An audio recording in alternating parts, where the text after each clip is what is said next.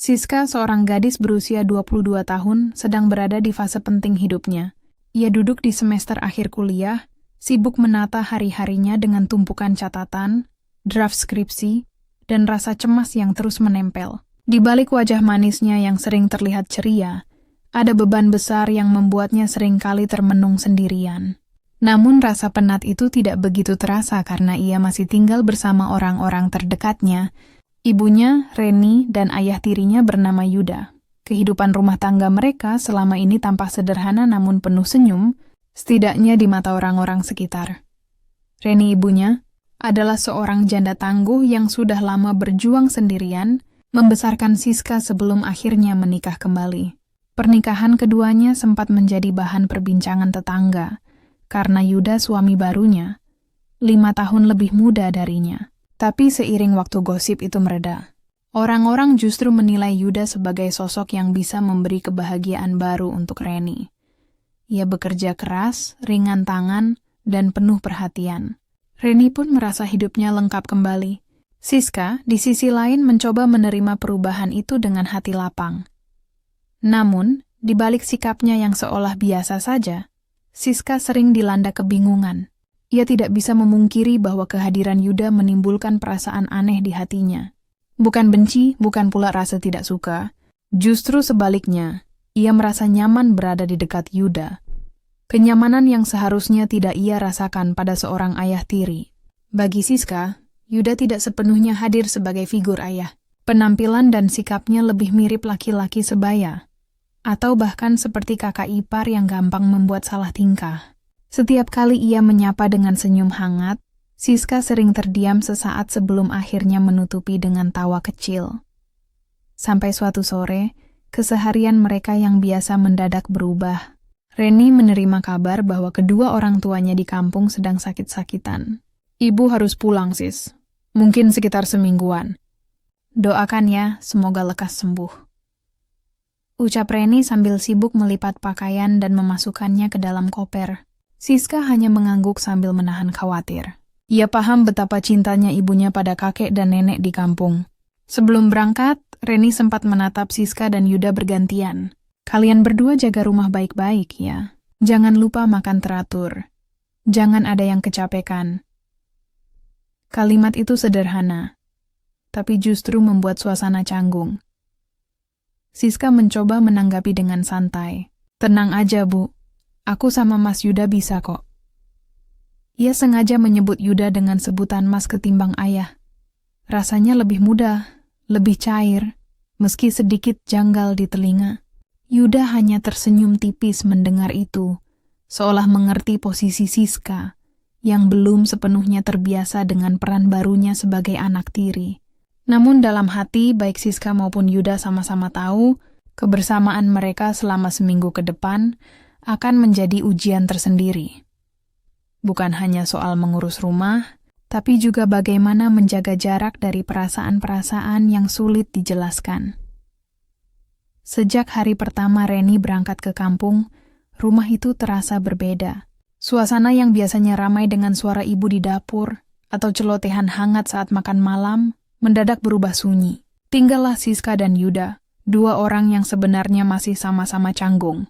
Yuda berusaha mengisi keheningan itu dengan kesibukan pekerjaannya. Sepulang kantor, ia langsung menyalakan laptop, sibuk mengetik laporan. Siska, di sisi lain, memilih mengurung diri di kamar, bergulat dengan draft skripsi yang tak kunjung selesai. Keduanya berusaha saling menjaga jarak, seolah takut salah tingkah. Meski begitu, cepat atau lambat mereka tetap harus berinteraksi. Malam pertama tanpa Reni, saat makan malam, Yuda mencoba mencairkan suasana. Kamu nggak usah repot masak macam-macam, sis. Nasi goreng sederhana aja cukup. Kamu kan lagi fokus skripsi. Jangan kebanyakan kerjaan rumah. Nada suaranya tenang, penuh pertimbangan.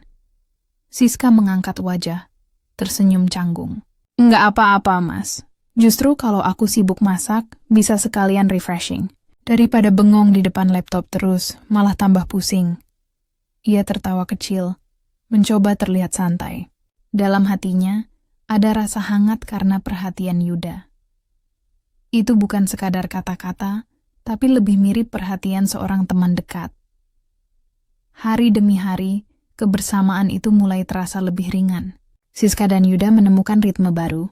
Pagi hari Siska menyiapkan sarapan sederhana. Kadang ia salah masak. Entah terlalu asin atau gosong sedikit.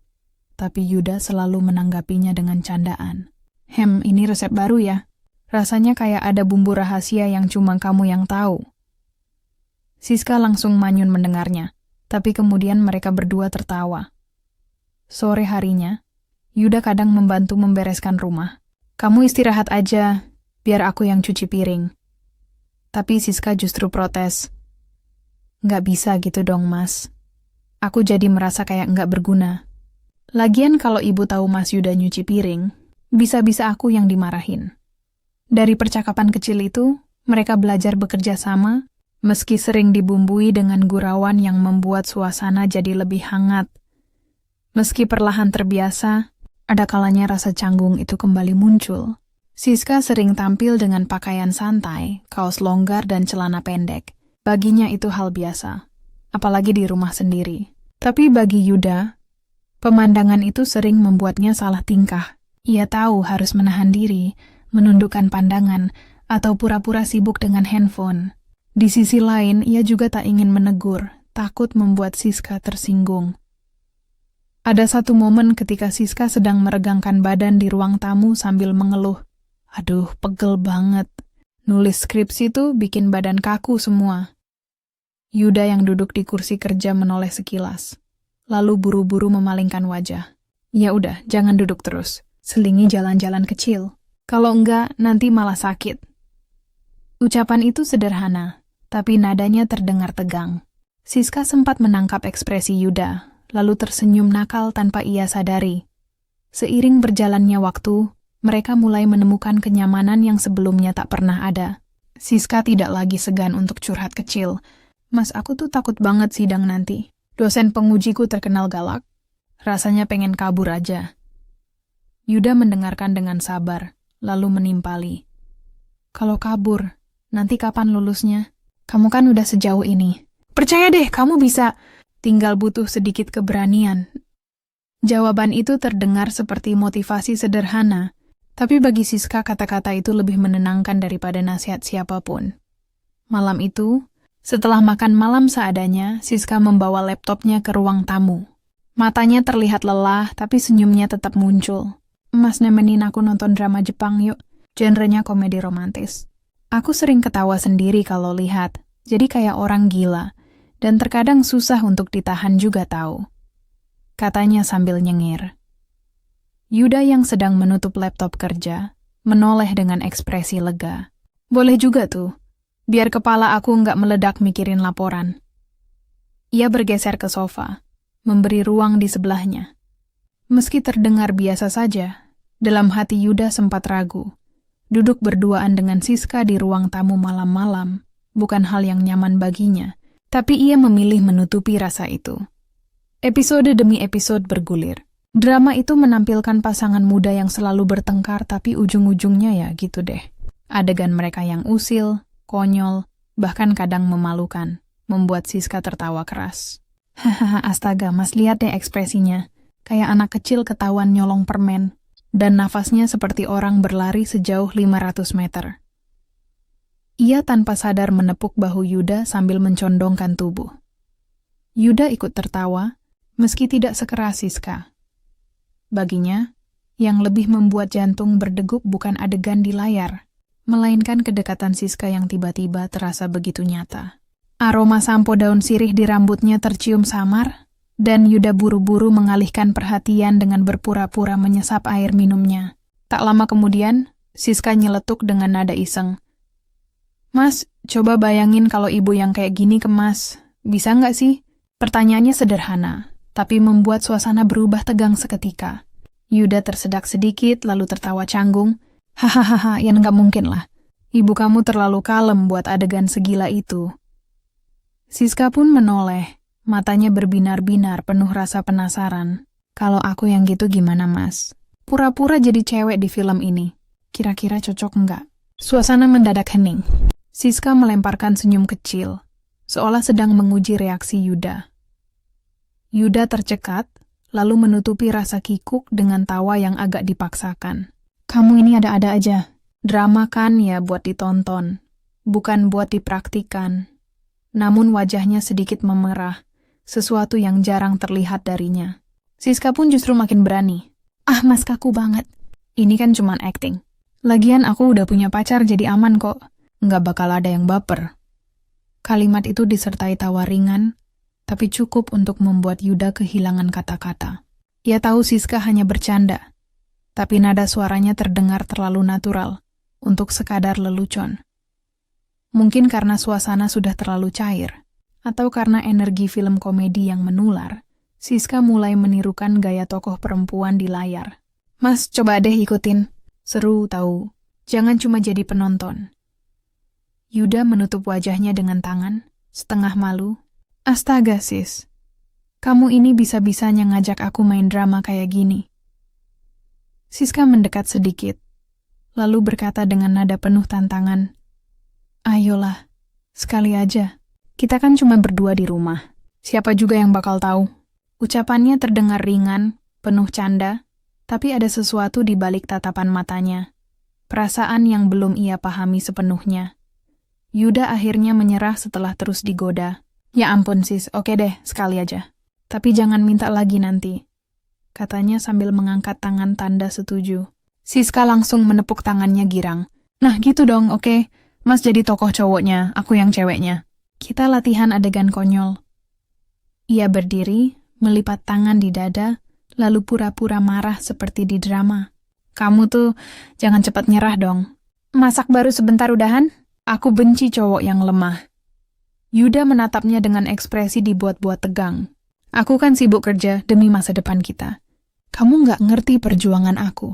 Mungkin aku terlalu lelah. Mereka berdua saling menatap beberapa detik sebelum akhirnya pecah tertawa. Siska terbungkuk menahan perutnya, sementara Yuda mengusap wajah, merasa aneh dengan apa yang baru saja mereka lakukan. Astaga, Mas. Ternyata Mas bisa juga akting. Serius, kalau masuk teater pasti langsung jadi pemeran utama. Canda Siska sambil mengedipkan mata. Yuda pun menggeleng, wajahnya masih merah karena malu. Yalah, aku cuma nurutin kamu aja. Jangan kepedean. Namun, tawa Siska terdengar tulus dan hangat, membuat suasana jadi semakin dekat. Ia melangkah lagi, kali ini mencoba adegan lain.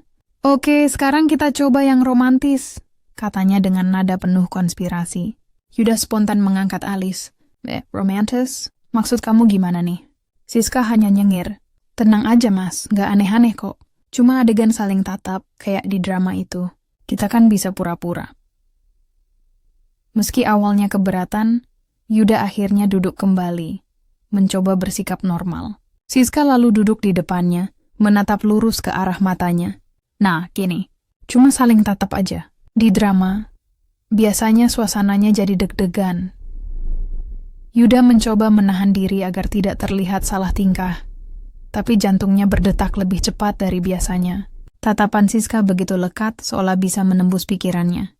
Mas jangan alihin pandangan. Kita lagi latihan serius, katanya sambil menahan tawa. Detik-detik itu terasa panjang. Yuda akhirnya terkekeh gugup. Aduh sis, aku kalah. Nggak bisa nahan tatapanmu. Ia menggaruk kepala, sementara Siska menutup mulut menahan tawa. Hahaha, iya kan? Emang susah kalau udah tatap-tatapan begini. Rasa canggung mulai menyelimuti ruangan. Tapi bukannya berhenti, Siska malah makin berani. Mas gimana kalau coba adegan salah tingkah?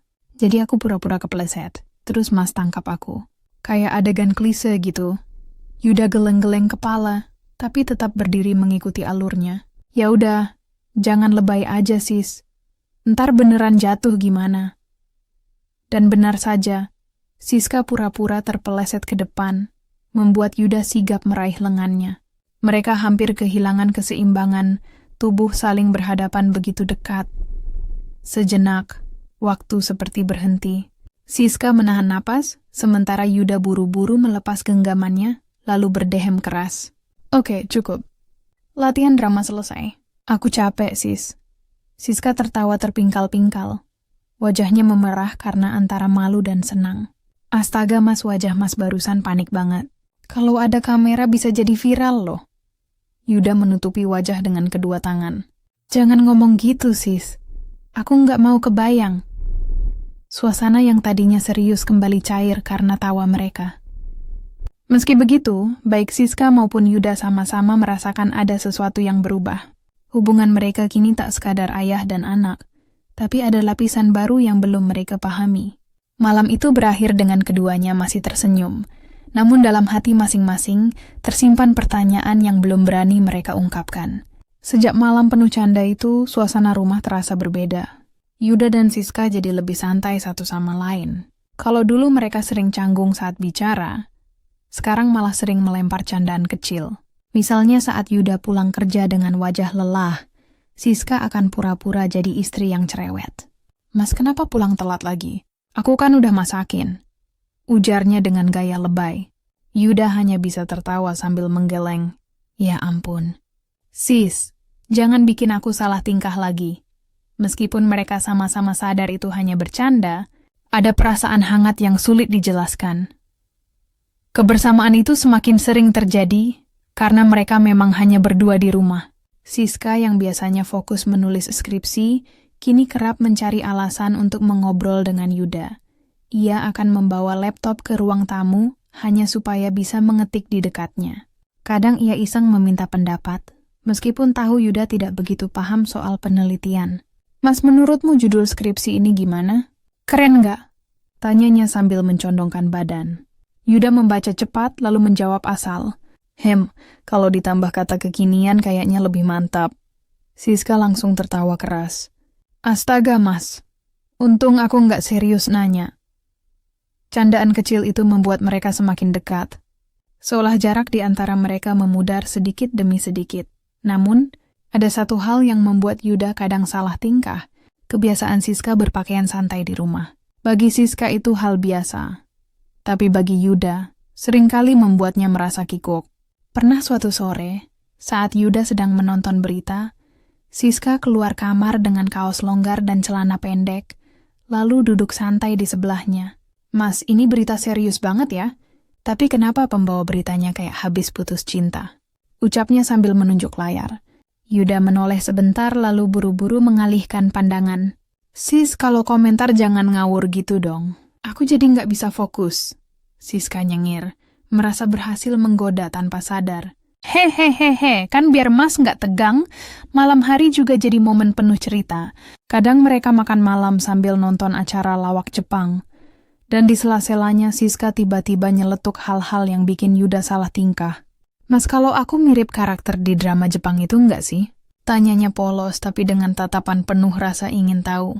Yuda tersedak minumnya, lalu cepat-cepat menahan tawa. Jangan macem-macem deh, sis. Kamu tuh masih kuliah. Jangan kebanyakan nonton drama. Namun Siska tidak berhenti. Ih, Mas, ini serius banget. Aku cuma nanya doang kok. Lagian kan, Mas tahu aku udah punya pacar. Kalimat itu terdengar ringan, tapi di telinga Yuda justru terasa berat, seperti ada pesan tersirat yang sulit diabaikan. Hari-hari itu membuat mereka berdua hidup dalam suasana yang berbeda dari biasanya. Ada canda, ada kebersamaan, ada rasa nyaman yang tumbuh tanpa mereka sadari. Tapi di balik tawa, mereka juga menyimpan rahasia kecil, perasaan aneh yang tak boleh diketahui Reni. Setiap kali bercanda terlalu jauh, keduanya saling mengingatkan. Jangan sampai ibu tahu ya. Bisa berabe. Dan mereka akan tertawa bersama. Seakan-akan itu hanya permainan. Namun dalam hati masing-masing, muncul pertanyaan yang sama. Apakah semua ini hanya kebetulan karena mereka berdua sering sendiri di rumah? Atau ada sesuatu yang lebih dari sekadar candaan? Pertanyaan itu menggantung, tanpa jawaban. Membuat hubungan mereka semakin rumit dan penuh tanda tanya.